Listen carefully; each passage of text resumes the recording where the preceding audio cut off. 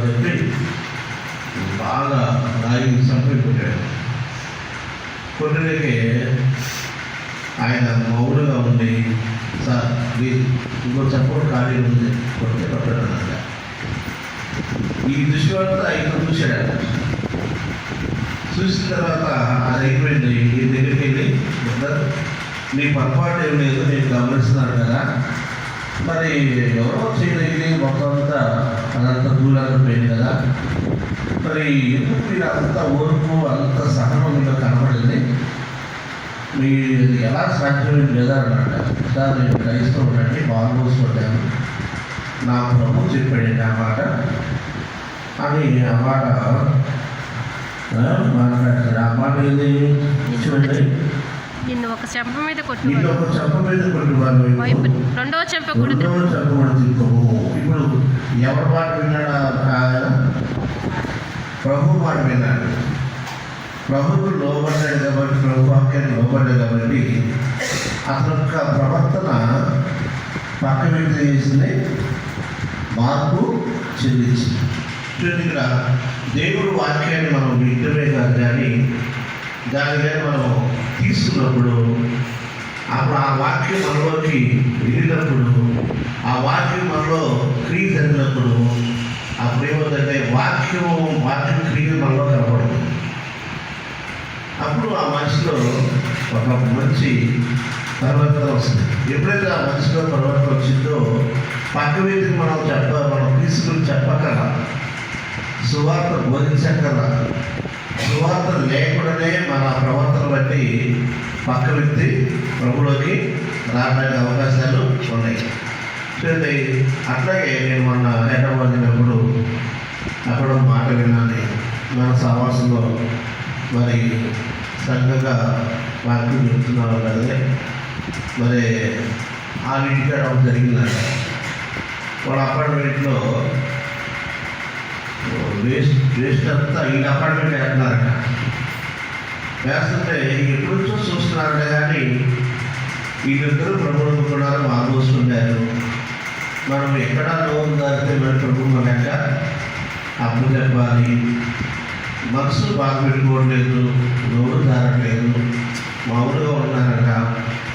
సరే చాలా జరుగుతుందంట. అప్పుడు ఇద్దరికి ఒక ఆలోచన వచ్చిందంట, మనం రోజు వెళ్ళి వాళ్ళ పక్కన వద్దాం, మాట్లాడుద్దాం అని చెప్పి. సరే భార్య భర్తలు ఒంటికి వెళ్ళా 1 కిలో స్వీట్ బాక్స్ కొనుక్కొని వెళ్ళి ఒక స్నేహితులుగా దాంట్లో ఒక స్వీట్స్ కానీ, ఆ వేస్ట్ యాప్స్ కానీ అలాంటి ప్రస్తావన చేయకుండా ఎలా ఉన్నా ఏంటని మాట్లాడుకుని మీరు ఎలా ఉన్నా మీరు ఎలా ఉన్నా వచ్చినప్పుడు తెలిసిన తర్వాత ఈ స్వీట్ బాక్స్ ఇచ్చి వచ్చేసారు.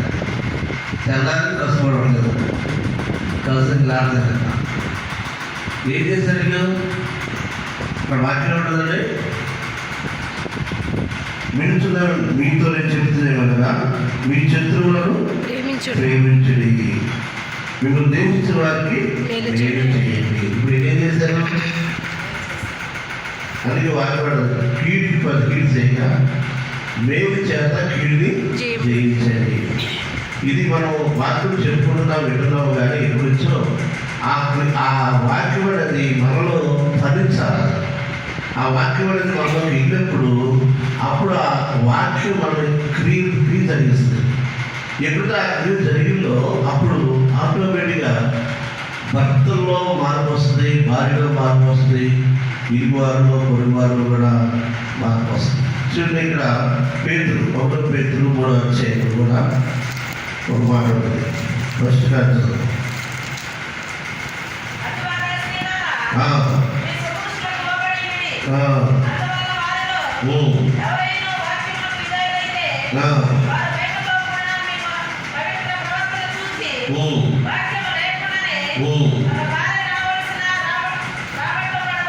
చూసారా? ఎవరైతే వాక్యానికి అవిధేయులైతే, ఒక భర్త వాక్యానికి అవిధేయుడు అంటే అవిధేయుడంటే ఆయన తెలియదు, దేవుని గురించి తెలియదు.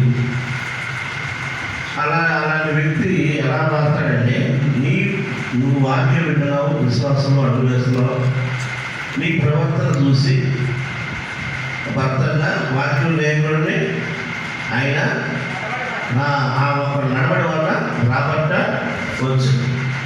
మా చెల్లి మార్మోసుకొచ్చే మన సహవాసం మార్మోసుకున్న తర్వాత ఆ ఇంటికి పోయి వాళ్ళ అత్తగారిని మరి అందరూ క్షమాపణ అడిగింది. మామయ్య అందరూ అడిగిన తర్వాత ఇంటికి వెళ్ళి వాళ్ళ భర్తతో చెప్పింది, ఈరోజు నుంచి టీవీలో సినిమాలో చూడవద్దు. మా చెల్లికి ఇద్దరు పిల్లలు, ముగ్గురు పిల్లలు, ఒక్కళ్ళు సినిమా చూడడానికి తన భర్తకి చాలా మంచి మనసు వస్తుందంట. అసలు ఎప్పుడు మరి మా అమ్మకి నీళ్ళు కూడా కావడం అట్లా వెళ్ళి కార్పొరేట్ క్షమాపడింది. ఇక ఆ ప్రవర్తన చూసి ఈలోకి మార్పు చెందాల్సి వస్తుందంట. అయితే వాళ్ళు జరిగిన 2 సంవత్సరాలండి. ఆ టైంలో సినిమా హాల్ బాగా వెళ్తారు, ఎక్కువ టీవీలు కంటే సినిమా హాల్ వెళ్తారు. ఒక దిన వాళ్ళ ఊరి దగ్గర 4 కిలోమీటర్లు సినిమా హాల్ ఉంది. ఆ సినిమా హాల్లో కొత్త సినిమా వచ్చిందంట. ఈయన టాటర్ లేని ఈయన ఏం చేస్తున్నా ఊళ్ళో కొత్త సినిమా వస్తే టాటర్ పెట్టుకొని వెళ్తారు. ఈయన టాటర్ పెట్టాడు ఆ ఊళ్ళోకి, అందరూ సినిమా వచ్చింది వచ్చింది కదా.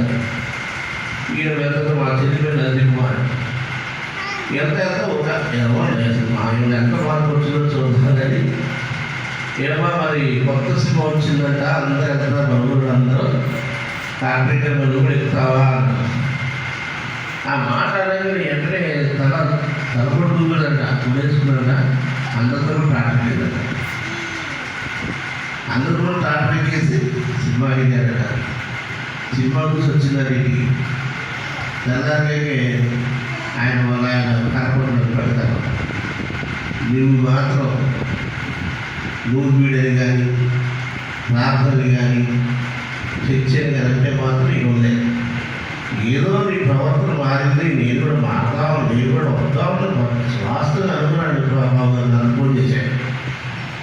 అయినా నాకు మార్పు వచ్చింది, చక్కగా సహనం ఓర్పొచ్చింది, నేను కూడా మారుతాను అని అనుకున్నాను. ఆయన తాగుతూ ఉంటాడు.